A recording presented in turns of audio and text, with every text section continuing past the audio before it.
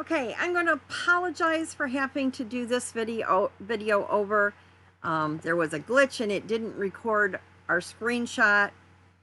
So we are now, happy birthday, Peggy, September 13th. And we are going to do this again.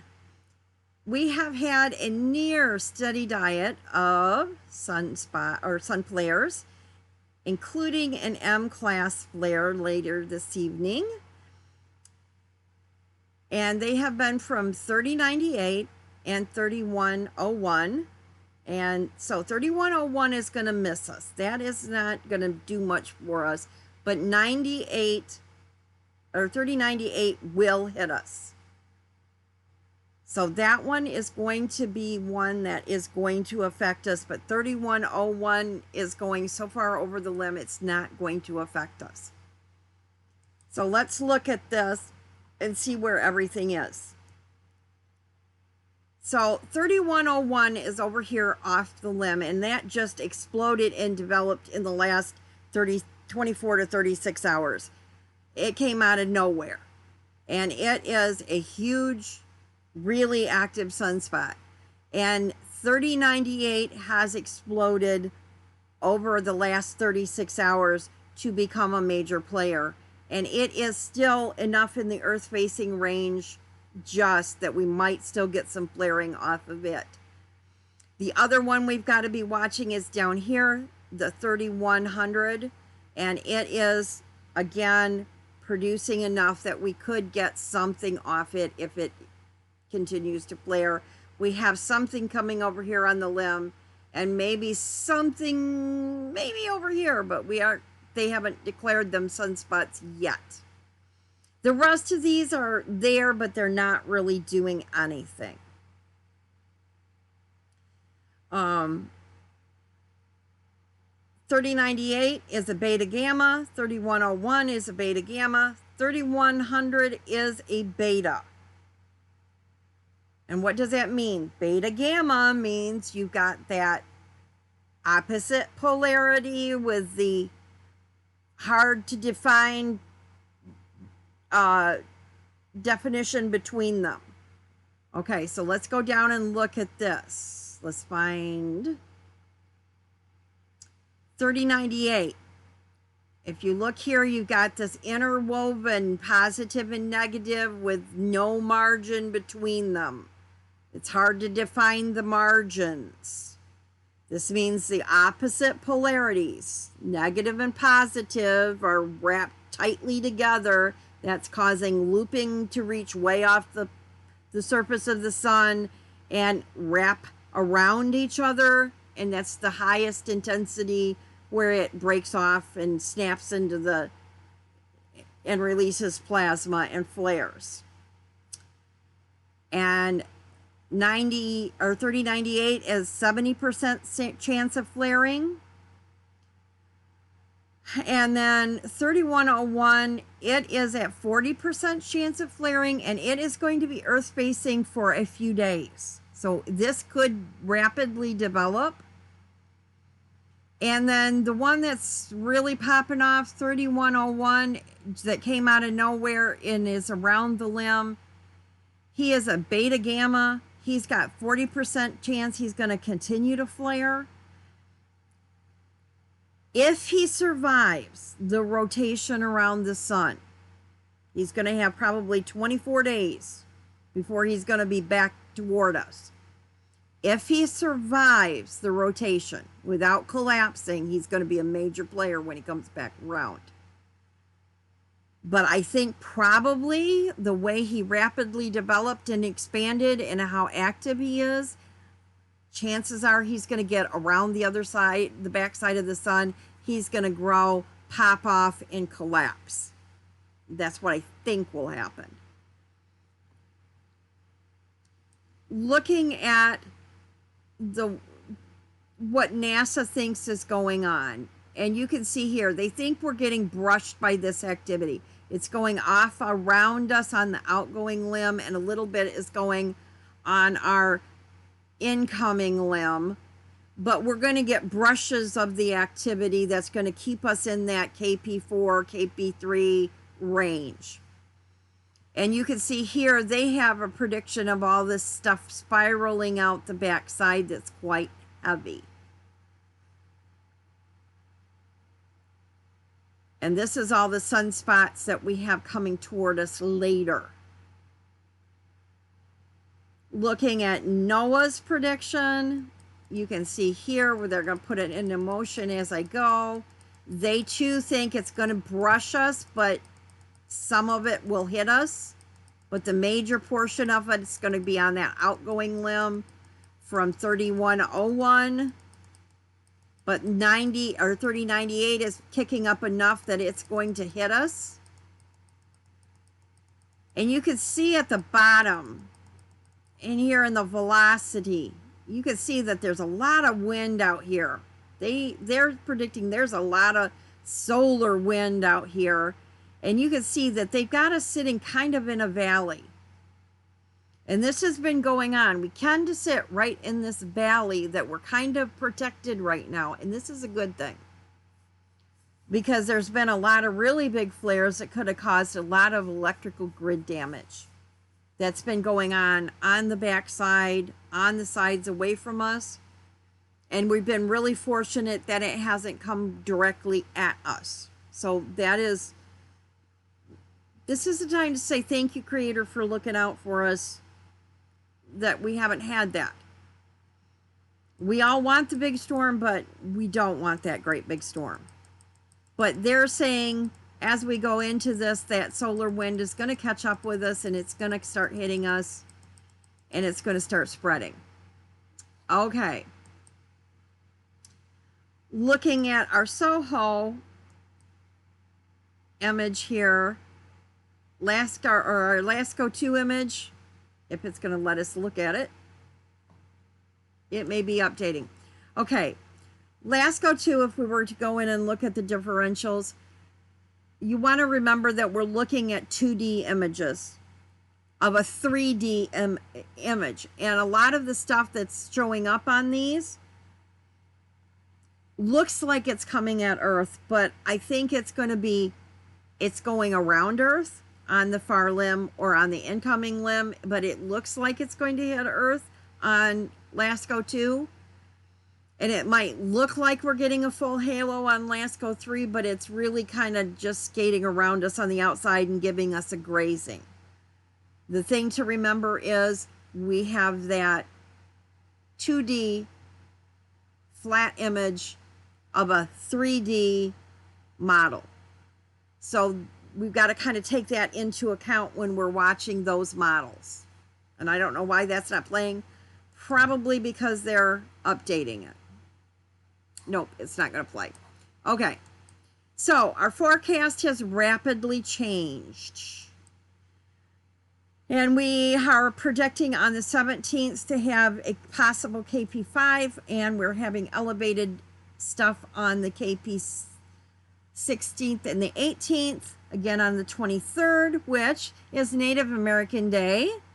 So if there are any Native American people around Traverse City that would like to have a meetup, it would be a great day that I would be available to do a little mini class for my Native American people. Just get a hold of me in Messenger. And the 25th, 26th, and 28th, possible KP4. But then we're on to the 30th, 1st, 2nd, 3rd, 4th, and 5th. Right now, this is based on a corona whole stream prediction. This could get elevated if we have additional sunspot activity, but this is a 5-day run. So, take your vitamins, stay away from anybody who's sick, get lots of sleep, get lots of hydration, and get yourself ready. Because when we start having a 5-day run at things, it gets really tough. Start making your travel plans, but please make them wisely. I've heard people come back and tell me, oh, you got to be above the 45th parallel. No, you do not need to be above the 45th parallel. The Great Lakes region, there's an anomaly above us where the auroras dip down lower over the Great Lakes Midwest region than they do anywhere else in the world. So we can see a KP3, which is very low, all the way to Frankfurt, below Sleeping Bear on a regular basis. We can see a KP5 at Port Crescent Beach in the Thumb area and Ludington. You do not have to rush all the way up north and overcrowd into small areas hoping to get things. Plan better. A KP6, you should see it almost to the border of Michigan. A KP7, you're going to see below the border of Michigan. A KP9, you should be seeing well into Indiana, Ohio, and Illinois. You do not all have to rush all the way to up north to see things. Here's what you look for. You look at your weather. You got to look at cloud cover. Where is it going to be the least cloudy? Where is the smoke report? We've got lots of fires that are major fires burning out west right now that are putting out a massive amount of smoke. Where is my jet stream and where is that smoke being pushed? That smoke acts like putting a piece of tissue paper in front of a light bulb.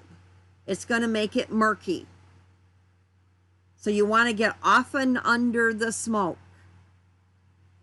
Where is there any sand or humidity?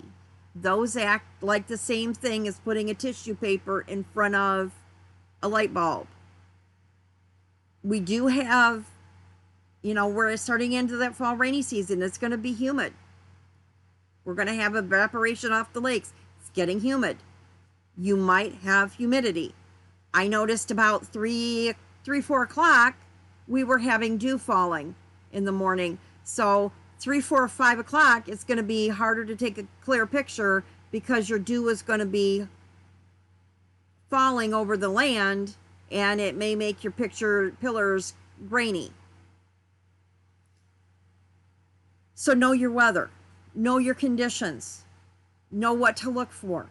That's what you want to base where you want to go on, not, oh, I got to be above the 45th parallel. We have a closure at Esh Beach. So Esh Beach Road is closed now. They're doing some road work there. This is M22. We are coming south. From the south down here is from Point Betsy. You are south of Empire, north of Point Betsy. Right here is the Platte River. There is a canoe livery right here, rental place. And right here is Michigan Lake Road, or Lake Michigan Road. And down here is the Platte River Road. It walks all the way around the edge of the beach. You can walk this whole entire area. And Esh Road Beach comes in over here somewhere. This whole entire area can be walked. And it is absolutely gorgeous. You won't have a headlight to fight. People won't be shining and ruining your pictures. This is where you want to go. There is a lovely heated parking lot, or a lovely parking lot with lots of parking. The parking lot is lighted, and it has heated bathrooms with multiple stalls that is safe. This is one of your go-to spots in Sleeping Bear Park. On the north end of the park, let me find it again. Let me find where I'm at here. Okay, is that it? Okay, here we go. Right here. Whoops. We're looking at coming up M22, you're going past Point Oneida, past Glen Haven, past Point Oneida. Up here, you think Bohemian Road. Think Bohemian Rhapsody, people. Queen. Think of Bohemian Road. That's your crossroad that you're looking for. And right here on the corner, tucked behind some pine trees, is a white barn that says Leland on it. And there's a white house right on the corner. This road right here, as you're coming in, you're going to cross a little bridge. You're going to come in. There's going to be a parking lot down here that has an outhouse and a water pump or a water fountain. But all along this area right here, there's little places that you can park and walk through the woods on groomed trail that are safe to walk down to the beach. You will not have to fight any car headlights, and you'll have private beach area. I was up here the other night. Nobody was using this area at all. And it's a beautiful spot to go photograph. Absolutely gorgeous spot. Go use it. There's lots of space up here. We literally could fit hundreds of people up here and not step on anybody. Please, if you're going to Sleeping Bear, spread out. Don't all go to Glen Haven. Now, Michigan.org, Dark Sky Park. There is information here that you need to be sharing this with people because there's trip ideas, places you can go. There's sunset cruises, pictured rocks. There's star parties going on, places to go. Inspirational photographs, but it should be places in here that list all the different dark sky parks. Yeah, right here. Dark sky preserves, dark sky park, headlands, and all the different places you can go within Michigan where you can see dark skies. Go ahead and visit these places at this site and figure your trips out. Now, let's talk safety. Don't all go in the same place. Make sure you're traveling with buddies. Make sure you're getting in groups, chit-chatting, asking questions, seeing where everybody's going. Talk to each other, make plans. You are safer if you're traveling in groups. Even if you're driving alone and meeting up with some other people, you are safer to be traveling in a group. Number 2, park on the same side of the road as where you're going. Don't get out of the car and cross the road. Never park on both sides of the road. When you park on both sides of the road, you're forcing cars to go through a bottleneck. And if somebody steps out from in between any of those parked cars, there is nowhere for those cars that are going through the bottleneck to go. There's nowhere they can swerve to miss that person without hitting something else. So don't create bottlenecks. Make sure you're always leaving an alternative lane so if somebody steps out in the road that a passing car has somewhere to go to get away so they don't hit somebody.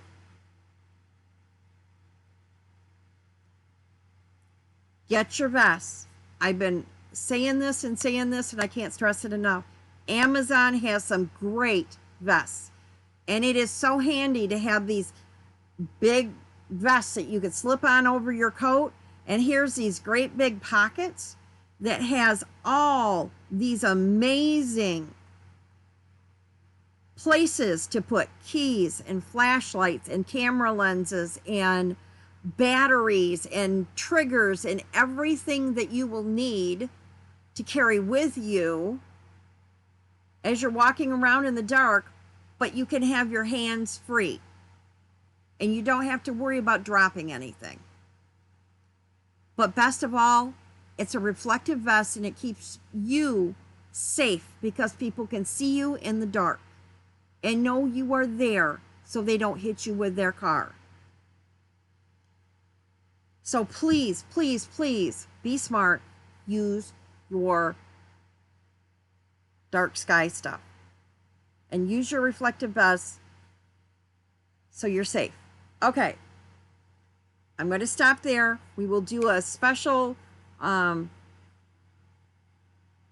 segment on where to go to be safe, what to do to be safe, and we will get information out to you. And everybody have fun, get ready, make your plans, and make sure you are fully ready and able, because a 5-day run is a long time and it's a lot of sleepless days and it's rough. And I've done a 7-day run, and by the time you hit day 7 of 2 or 3 hours worth of sleep, you are begging for it to end, because you don't want to miss anything, but you need sleep. So, all right, have fun, everybody. We will keep you posted.